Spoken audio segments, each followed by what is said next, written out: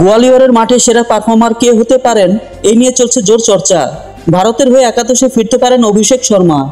জিম্বাবুয়ের পর বাংলাদেশের বিপক্ষে জ্বলে উঠতে পারেন এই তরুণ ওপেনার। টি-20তে সবসময় ভয়ঙ্কর হয়ে ওঠার ক্ষমতা রাখেন টিম ইন্ডিয়ার অধিনায়ক সূর্যকুমার।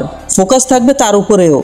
ম্যান ইন ব্লুর হয়ে নির্ণায়ক ভূমিকা পালন করতে পারেন রিঙ্কু সিং, হার্দিক পান্ডিয়াও। আজকের ম্যাচে বড় সুযোগ সঞ্জু স্যামসনের জন্য। বাংলাদেশ ব্যাটারদের মধ্যে বড় ভূমিকা নিতে পারেন নাজমুল হোসেন শান্ত ও লিটন দাস। টি-20 বিশ্বকাপে নজর কেড়েছিলেন স্পিনার রিশাদ হোসেন। ভারতের পিচে কেমন পারফর্ম করেন সেদিকে তাকিয়ে থাকবেন অনেকে। এছাড়া বোলারদের মধ্যে আর্শদীপ সিং ও মুস্তাফিজুর রহমান ম্যাচের মোড় ঘুরিয়ে দিতে পারেন বলে মনে করা হচ্ছে। আজ গোয়ালিয়রে বৃষ্টির কোনো সম্ভাবনা নেই। নির্বিঘ্নে আয়োজিত হতে পারে ম্যাচ। চলুন জেনে নেওয়া যাক ভারতের একাদশে কে কে থাকবেন। অভিষেক শর্মা, সঞ্জু স্যামসন, সূর্য কুমার যাদব, রিয়ান পরাগ, হার্দিক পান্ডিয়া, রিঙ্কু সিং, শিবম ডুবে, ওয়াশিংটন সুন্দর, রবি বিষ্ণয়, আর্শদীপ সিং ও মায়াঙ্ক যাদব।